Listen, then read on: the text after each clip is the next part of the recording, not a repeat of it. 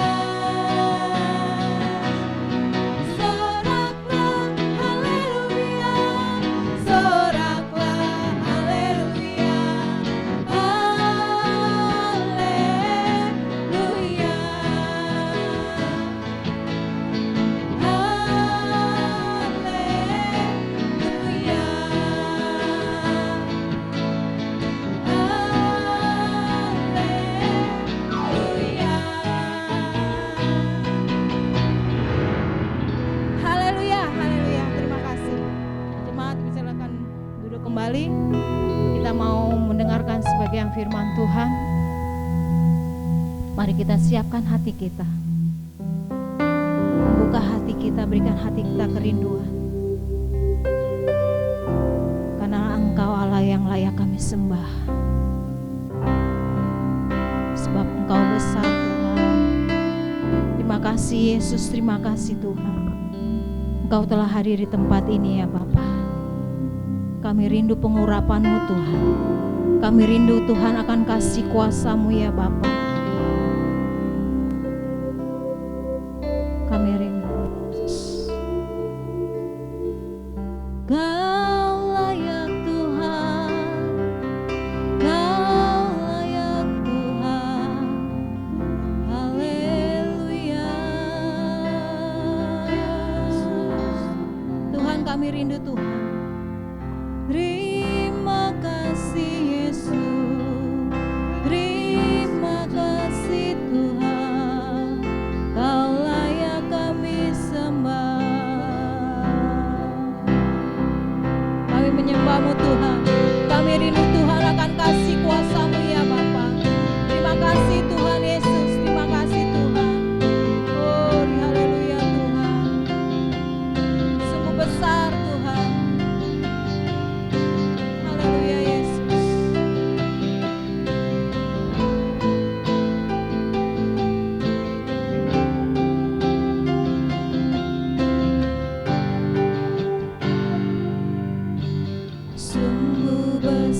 setiamu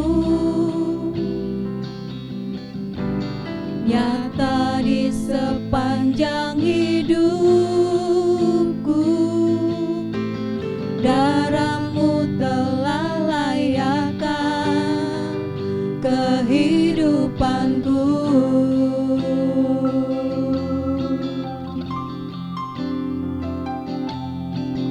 Tiada kata yang bisa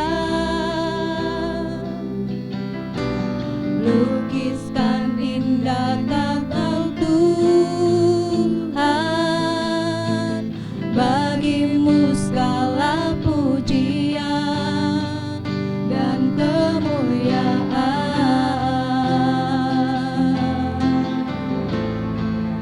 Ku tinggikan Engkau Tuhan, melebihi segalanya, lebih dalam ku menyembah dalam roh dan kebenaran. Ku tinggikan Engkau Tuhan, melebihi segalanya, lebih dalam ku menyembah dalam roh dan kebenaran selamanya.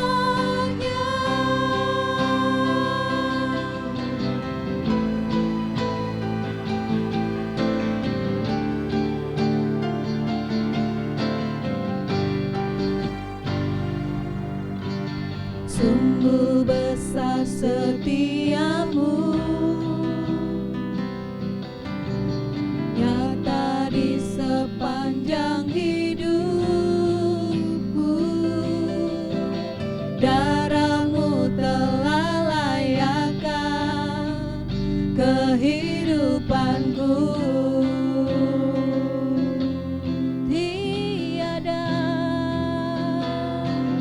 Tiada kata yang bisa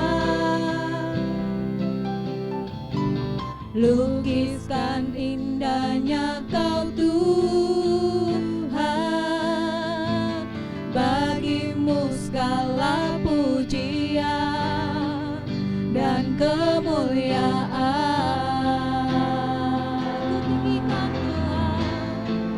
Ku tinggikan Engkau Tuhan, melebihi segalanya, lebih dalam ku menyembah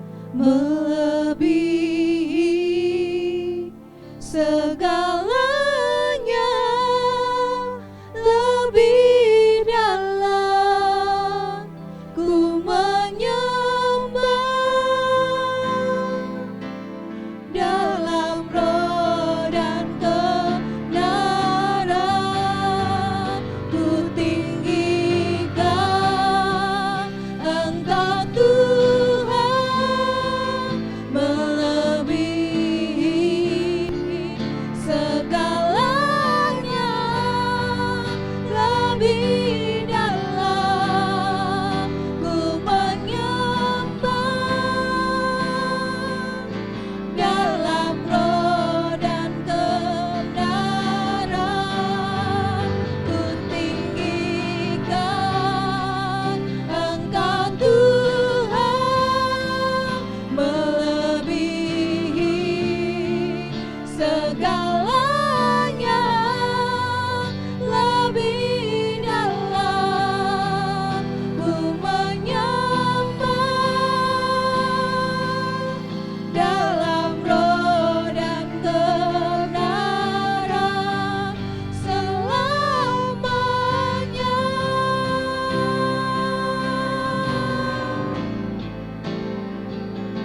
Dalam roh dan kebenaran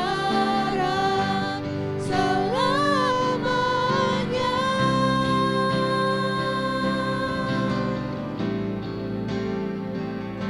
Dalam roh dan kebenaran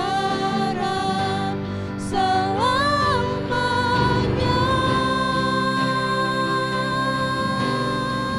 Haleluya, haleluya.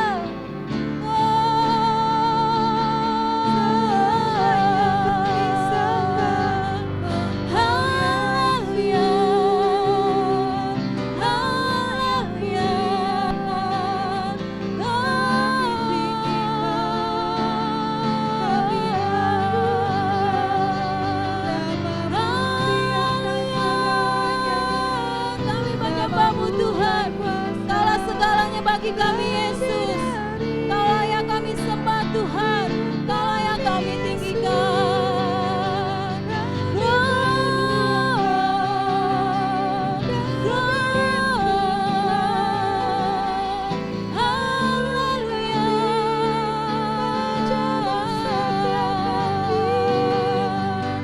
Terima kasih Yesus, terima kasih Tuhan. Haleluya.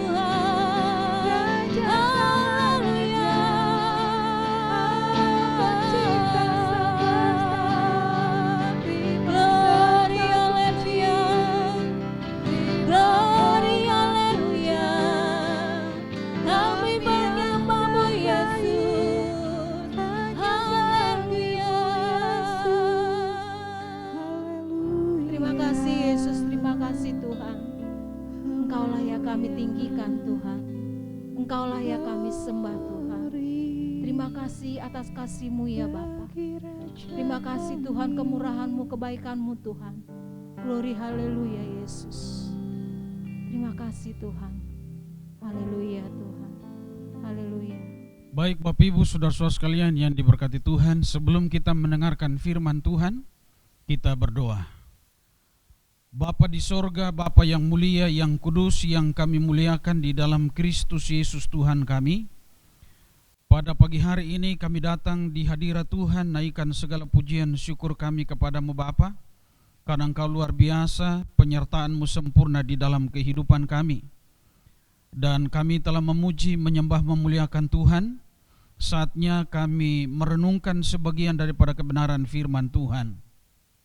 Kami berdoa di dalam nama Yesus, Engkau berikan kami semua hikmat dan pengertian, supaya kami mampu untuk mengerti Tuhan akan kebenaran-Mu Bapa di sorga. Oleh karena itu Roh Kudus tawan hati dan pikiran kami semua, dan biarlah firman Tuhan yang akan kami dengarkan bersama, biarlah itu jatuh di dalam hati kami, dan kami menyimpan itu dan melakukannya di dalam kehidupan kami tiap hari. Terima kasih Bapa. Kami sambut firman-Mu di dalam nama Yesus. Setiap kita yang percaya berkata, amin. Shalom jemaat Tuhan yang kekasih. Kita berjumpa lagi hari ini di dalam ibadah bersama. Dan kita akan mendengarkan satu kebenaran firman Tuhan bagi kita semua yang terdapat di dalam Injil Markus pasal 14 ayat 43 sampai dengan ayat yang ke-52. Tetapi saya akan membaca ayat yang ke-43 sampai dengan ayat yang ke-46. Demikian firman Tuhan. Waktu Yesus masih berbicara, muncullah Yudas, salah seorang dari ke-12 murid itu, dan bersama-sama dia serombongan orang yang membawa pedang dan pentung, disuruh oleh imam-imam kepala, ahli-ahli Taurat dan tua-tua. Orang yang menyerahkan dia telah memberitahukan tanda ini kepada mereka. Orang yang akan kucium, itulah dia. Tangkaplah dia dan bawalah dia dengan selamat. Dan ketika ia sampai di situ, ia segera maju mendapatkan Yesus dan berkata, "Rabi," lalu mencium dia. Maka mereka memegang Yesus dan menangkapnya. Itulah kebenaran firman Tuhan untuk kita semua pada pagi hari ini. Tema kita adalah ciuman maut. Katakan kiri kanannya, ciuman maut. Bapak Ibu jemaat Tuhan yang kekasih, ciuman adalah ekspresi kasih sayang. Amin. Ciuman adalah ekspresi kasih sayang. Misalnya seorang suami mencium istrinya, itu adalah ekspresi kasih sayang. Atau orang tua mencium anaknya, itu adalah satu ekspresi kasih sayang. Lalu kemudian ciuman itu juga adalah tanda kita akrab dengan orang lain dan tanda persahabatan. Tetapi kalau kita perhatikan Yudas menggunakan ciuman sebagai tanda untuk menyerahkan Yesus kepada para pembencinya. Yudas mencium dengan maksud yang tidak tulus, licik. Ciuman yang penuh dengan kemunafikan. Dengan ciuman Yudas menyerahkan Yesus. Ciuman yang seharusnya memberikan bukti kasih sayang, justru dipakainya sebagai senjata kejahatan, sebagai senjata pengkhianatan. Yudas memberikan ciuman kematian kepada Yesus untuk memperoleh apa yang dicintainya, yaitu uang dan kenyamanan diri pribadi. Yudas menjual Tuhan Yesus. Amin. Yudas menjual Tuhan Yesus. Sehingga kalau kita memperhatikan Bapak Ibu saudara-saudara sekalian, setelah selesai perjamuan malam bersama dengan Tuhan Yesus dan murid-murid yang lain, Yudas pergi. Yudas pergi kepada para imam, ahli-ahli Taurat dan tua-tua bangsa Yahudi pada waktu itu, membuat satu transaksi, membuat satu penawaran dengan para tua-tua, imam-imam kepala dan ahli-ahli Taurat. Sehingga ada satu kesepakatan, yaitu Yesus dijual oleh Yudas kepada para imam, ahli-ahli Taurat dan tua-tua dengan uang 30 keping perak. Ya, kalau kita membaca di dalam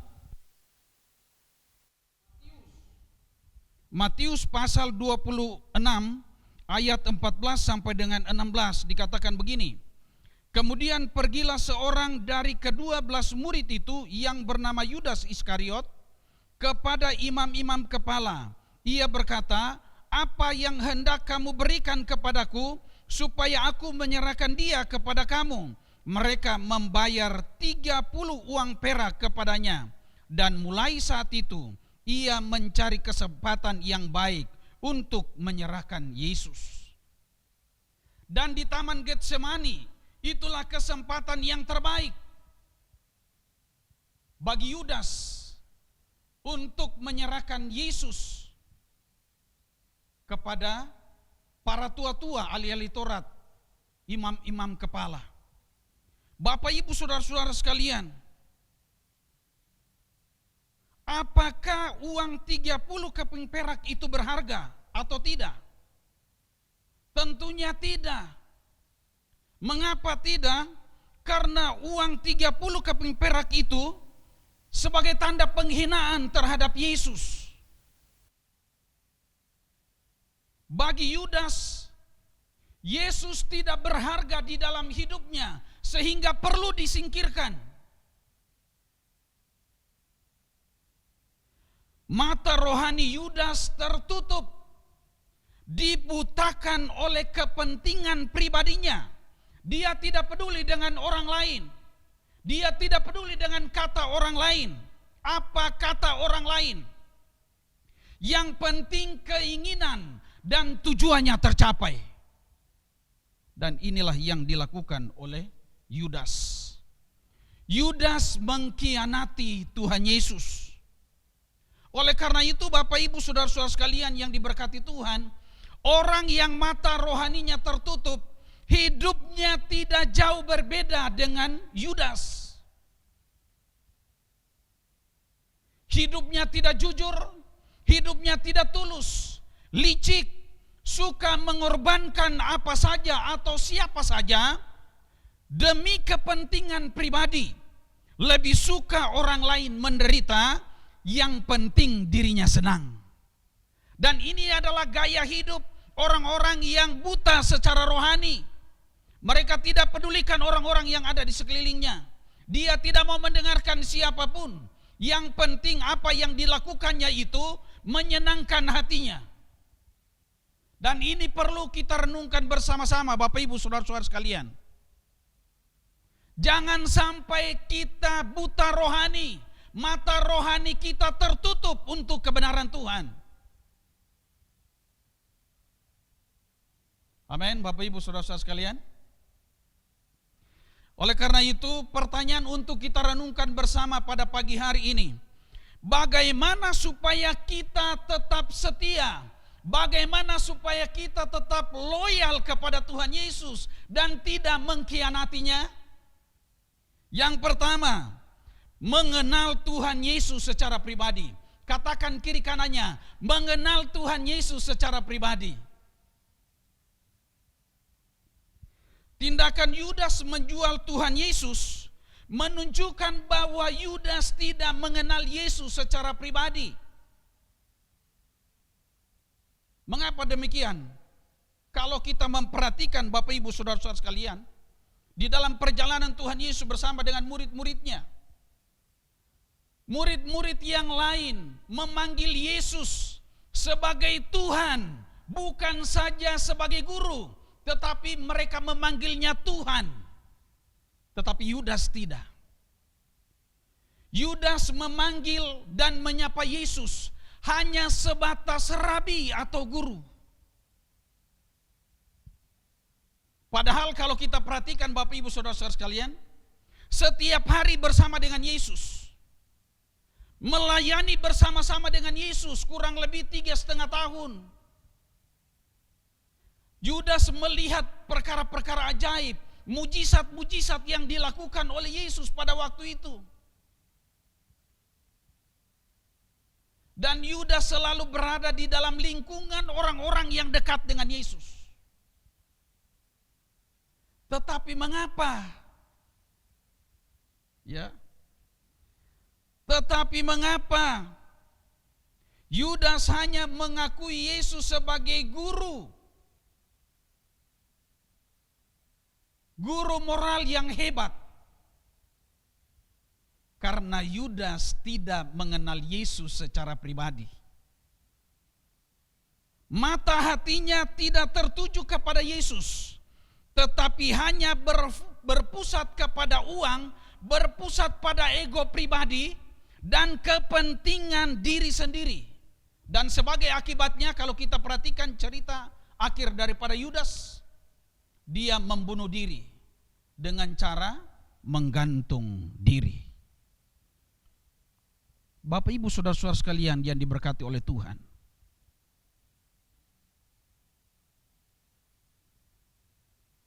apakah Bapak Ibu saudara-saudara sekalian, apakah kita semua sudah mengenal Tuhan Yesus secara pribadi di dalam hidup kita atau tidak? Atau belum? Pertanyaan untuk pribadi kita masing-masing merenungkan, apakah saya sudah mengenal Tuhan Yesus secara pribadi di dalam hidup saya atau tidak.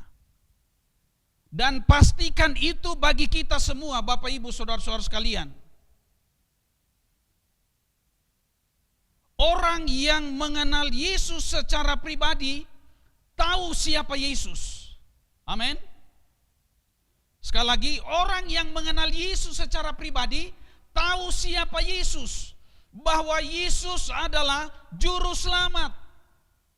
Bahwa Yesus adalah Tuhan, Dialah Allah. Dia adalah jalan dan kebenaran dan hidup. Amin.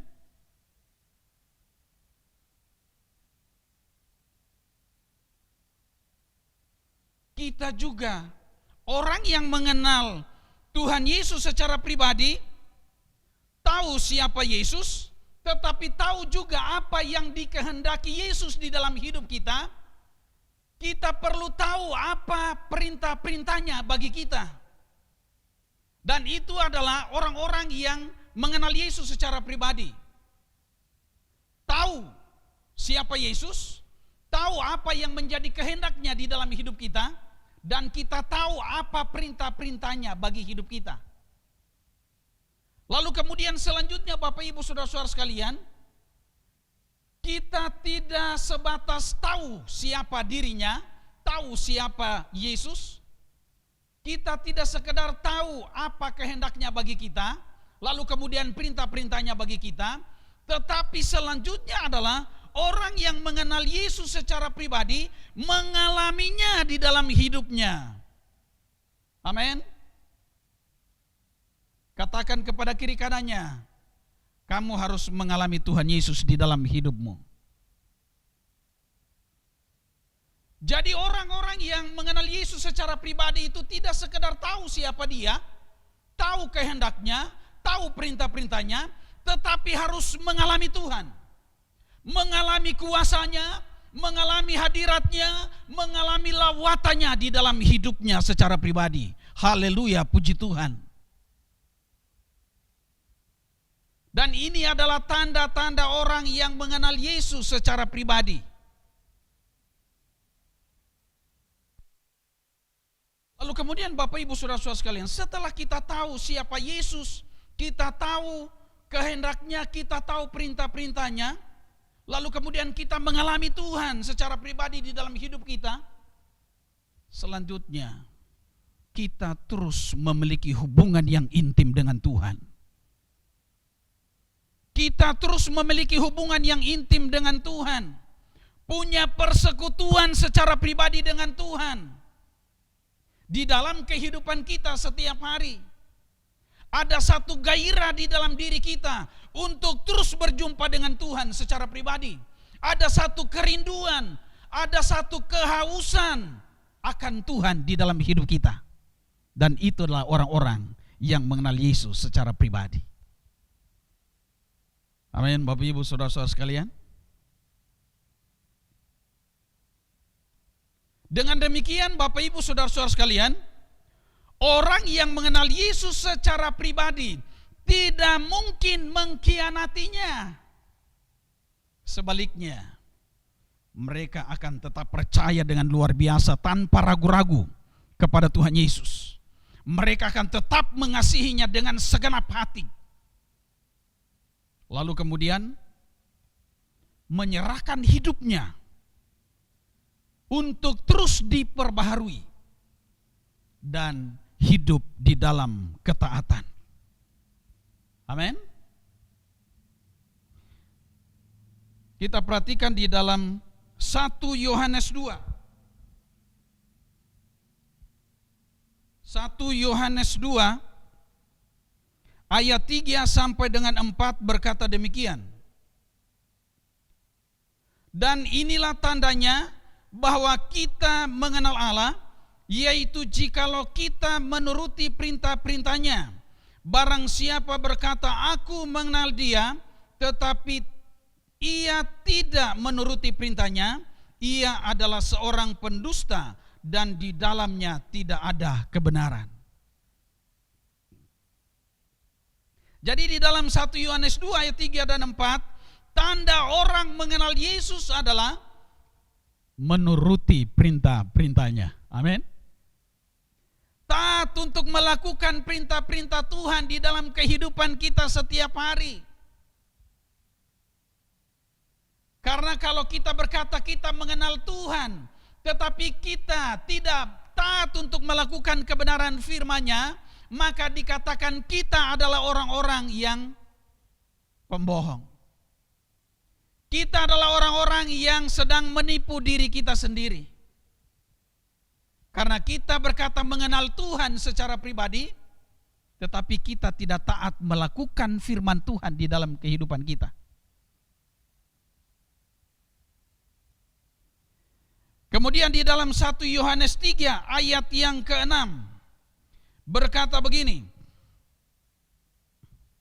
karena itu setiap orang yang tetap berada di dalam Dia tidak berbuat dosa lagi. Setiap orang yang tetap berbuat dosa tidak melihat dan tidak mengenal Allah. Jadi ada satu penekanan lagi bahwa orang-orang yang mengenal Yesus tetapi kompromi dengan dosa, hidup di dalam dosa, sebetulnya mereka tidak mengenal Tuhan. Jangan sampai Bapak Ibu Saudara-saudara sekalian, kita seperti Yudas, mengikut Yesus ke sana kemari, tetapi hidupnya dipenuhi dengan kemunafikan, kelicikan. Dia terus hidup di dalam dosa. Jadi mari Bapak Ibu Saudara-saudara sekalian yang diberkati oleh Tuhan, kalau kita mengenal Yesus secara pribadi, mari kita taat untuk melakukan firman-Nya. Kita jangan kompromi dengan dosa. Yang berikut di dalam 1 Yohanes 4 ayat 7 sampai dengan ayat yang ke-8 berkata begini, saudara-saudaraku yang kekasih, marilah kita saling mengasihi, sebab kasih itu berasal dari Allah, dan setiap orang yang mengasihi lahir dari Allah dan mengenal Allah. Barang siapa tidak mengasihi, ia tidak mengenal Allah, sebab Allah adalah kasih. Orang yang mengenal Tuhan Yesus secara pribadi hidup di dalam kasih. Amin. Mengasihi sesama kita, memberikan perhatian kepada orang-orang yang membutuhkan pertolongan dari setiap kita. Jangan kita cuek dengan orang lain yang ada di sekeliling kita, yang ternyata membutuhkan pertolongan dari kita, Bapak Ibu Saudara-saudara sekalian. Jadi kalau kita mengenal Yesus secara pribadi, mari kita mengasihi seperti Tuhan Yesus mengasihi. Amin. Kemudian yang selanjutnya, bagaimana supaya kita tetap setia, loyal kepada Tuhan Yesus? Yang kedua, mengikut Yesus dengan motivasi yang benar. Katakan mengikuti Yesus dengan motivasi yang benar. Yudas dipilih dan ditetapkan oleh Tuhan untuk menjadi muridnya, menjadi rasulnya, dan melayani bersama-sama. Itu merupakan kasih karunia semata-mata. Tetapi kalau kita perhatikan, Yudas menyalahgunakan kasih karunia itu. Dia membuat kasih karunia Tuhan menjadi sia-sia.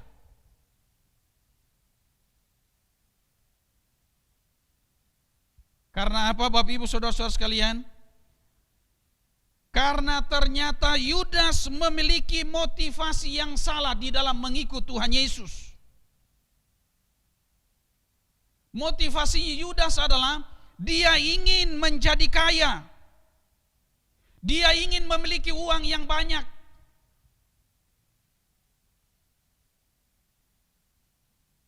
Dan apalagi dia dipercayakan untuk menjadi bendahara, itu adalah kesempatan bagi dia. Kesempatan bagi dia, Bapak Ibu Saudara-saudara sekalian.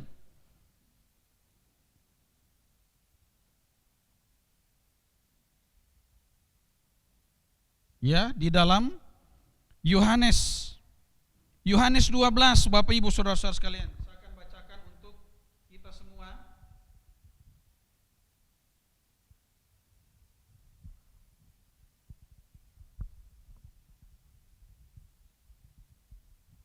Yohanes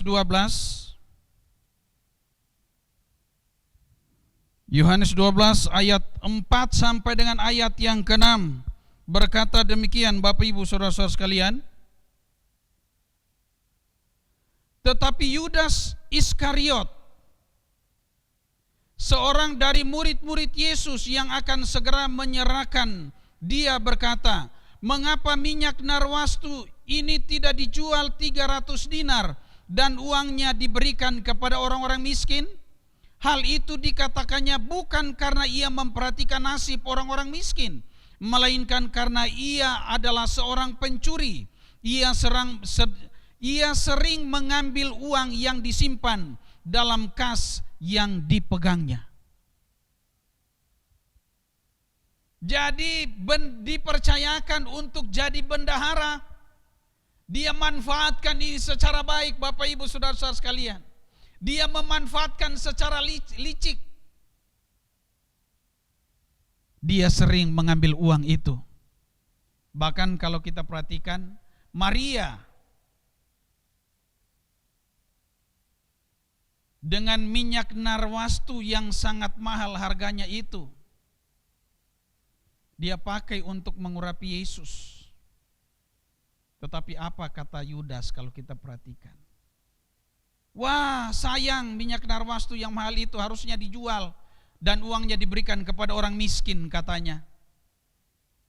Padahal itu bukan keluar dari hati nurani yang sungguh-sungguh, itu adalah kemunafikannya.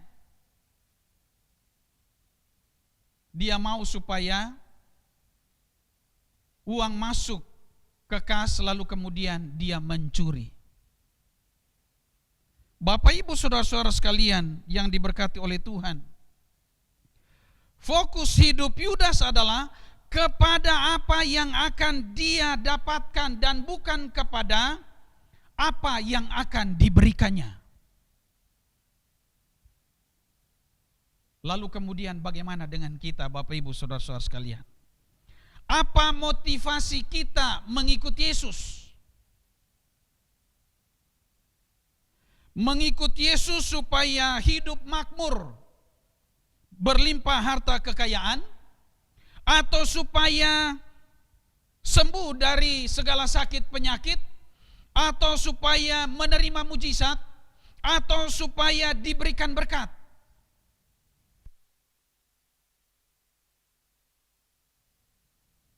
Bapak Ibu Saudara-saudara sekalian, ingat cerita Tuhan Yesus memberi makan 5.000 orang. Di dalam cerita itu dikatakan bahwa mereka semua makan sampai kenyang. Mereka semua makan sampai kenyang. Lalu ketika hari mulai malam, murid-murid naik ke perahu, lalu kemudian menyeberang ke Kapernaum, mendahului Tuhan Yesus. Kemudian di dalam perjalanan itu mereka dihantam badai dan gelombang. Kemudian Tuhan Yesus datang mendapatkan mereka dengan berjalan di atas air. Keesokan harinya, orang banyak itu yang telah makan sampai kenyang itu tidak melihat Yesus dan murid-muridnya. Dan akhirnya mereka juga menyeberang ke Kapernaum untuk mencari Tuhan Yesus. Dan mereka bertemu dengan Tuhan Yesus. Sehingga di dalam Yohanes 6 ayat 25 mereka ketika bertemu dengan Tuhan Yesus, mereka berkata, "Rabi, bila manakah engkau tiba di sini?" Kemudian di dalam ayat yang ke-26 Tuhan Yesus menjawab mereka dengan berkata, Sesungguhnya kamu mencari aku bukan karena kamu telah melihat tanda-tanda, melainkan karena kamu telah makan roti itu dan kamu kenyang. Tuhan Yesus menegur mereka semua yang datang berjumpa dengan Dia. Ya. Tuhan Yesus menegur mereka. Mengapa Tuhan Yesus menegur mereka?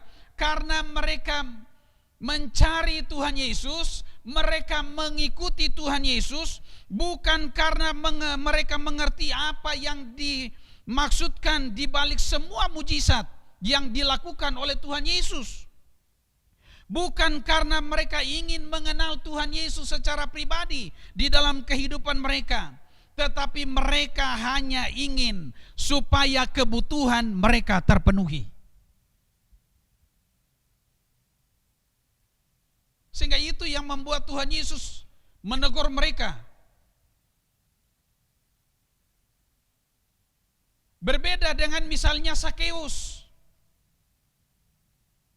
Waktu Sakeus berjumpa dengan Yesus, dia mengikut Tuhan Yesus.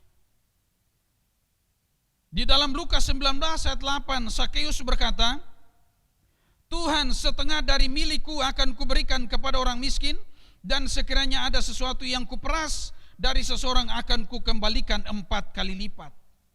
Jadi Bapak Ibu Saudara-saudara sekalian, mengikut Tuhan Yesus itu kita harus ingin berubah. Amin. Mengikut Tuhan Yesus karena kita ingin dibentuk untuk menjadi semakin serupa dengan Yesus. Mengikut Yesus karena kita ingin menjadi dewasa secara rohani. Kita mengikut Yesus karena kita rindu kerajaan Allah dan kebenarannya. Amin. Harusnya itu yang menjadi motivasi kita di dalam mengikut Tuhan Yesus. Sehingga Matius 6 ayat yang ke-33 dikatakan, carilah dahulu kerajaan Allah dan kebenarannya, maka semuanya itu akan ditambahkan kepadamu. Jadi orang-orang yang mengikuti Yesus dengan motivasi yang benar adalah orang-orang yang sedang mencari Yesus, mencari kerajaan Allah, lalu kemudian hidup di dalam kebenarannya Tuhan. Harta kekayaan itu perlu, tetapi bukan itu yang terutama di dalam kita mengikut Tuhan Yesus. Tetapi yang terutama kita mengikut Tuhan Yesus adalah kita mau hidup di dalam kebenarannya Tuhan. Kita mau hidup untuk menyenangkan hati Tuhan. Itu adalah orang-orang yang mengikut Tuhan Yesus dengan motivasi yang benar. Bukan mengikut Yesus supaya ingin diberkati oleh Tuhan. Tetapi yang perlu kita perhatikan adalah bagaimana supaya kita hidup berkenan kepada Tuhan. Dan ini adalah kebenaran firman Tuhan yang harus kita renungkan secara pribadi di dalam kehidupan kita, Bapak Ibu Saudara-saudara sekalian. Jadi bagaimana supaya kita tetap setia, loyal kepada Tuhan Yesus dan tidak mengkhianatinya? Yang pertama, mengenal Tuhan Yesus secara pribadi. Dan kemudian yang kedua itu apa Bapak Ibu? Mengikut Yesus dengan motivasi yang benar. Itulah kebenaran firman Tuhan yang saya sampaikan untuk kita semua pada pagi hari ini. Mari kita berdoa. Bapa, dalam nama Tuhan Yesus kami bersyukur untuk kebenaran firman Tuhan yang telah kami dengarkan bersama-sama pada pagi hari ini. Engkau tolong kami semua, jemaat-Mu, supaya kami tidak saja mendengarkan kebenaran firman-Mu, tetapi kami mendengar dan melakukannya di dalam kehidupan kami setiap hari. Terima kasih Bapa di sorga, kami serahkan semua kehidupan kami ke dalam tangan-Mu. Di dalam nama Tuhan Yesus kami berdoa. Haleluya. Amin. Baik Bapak Ibu Saudara-saudara sekalian, mari kita berdoa syafaat. Bapa, di dalam nama Tuhan Yesus, pada saat ini kami datang kepada Tuhan bersyukur karena hari ini kami bisa beribadah, memuji dan menyembah Engkau Tuhan. Dan sekali lagi biarlah kebenaran firman Tuhan yang telah kami dengar bersama Mampukan kami untuk melakukannya di dalam kehidupan kami tiap-tiap hari. Pada kesempatan ini Tuhan, hamba berdoa menyerahkan seluruh jemaat yang ada ke dalam tangan-Mu.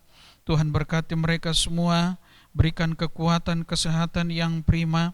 Engkau lindungi tutup bungkus seluruh jemaat dengan kuasa darah-Mu, sehingga seluruh jemaat terhindar dari segala sakit, penyakit, virus, bakteri, niat jahat orang. Dan Engkau bawa seluruh jemaat untuk semakin setia, taat, mengandalkan Engkau sepenuhnya di dalam kehidupan mereka Bapa. Dalam nama Yesus Tuhan, Engkau campur tangan di dalam segala usaha pekerjaan yang dilakukan oleh seluruh jemaat yang ada Tuhan, sehingga lewat segala usaha pekerjaan yang mereka lakukan, mereka terus mengalami terobosan, mereka terus mengalami kelimpahan dari Tuhan atas kehidupan mereka semua.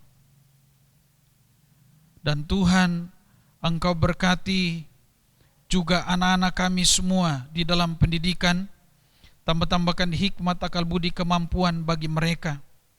Masa depan mereka semua kami serahkan ke dalam tangan Tuhan. Kalaupun pada kesempatan ini Tuhan, ada jemaat-jemaat yang dalam kelemahan tubuh, hamba berdoa di dalam nama Yesus, Tuhan Engkau lawat mereka, jamah mereka semua, sembuhkan mereka dalam nama Yesus Tuhan. Terima kasih Bapa di sorga. Engkau berkati semua kegiatan pelayanan yang berjalan sepanjang minggu, sehingga semuanya itu dilakukan untuk hormat kemuliaan bagi nama Tuhan. Pada kesempatan ini Tuhan, hamba juga berdoa menyerahkan bangsa dan negara kami ke dalam tangan-Mu.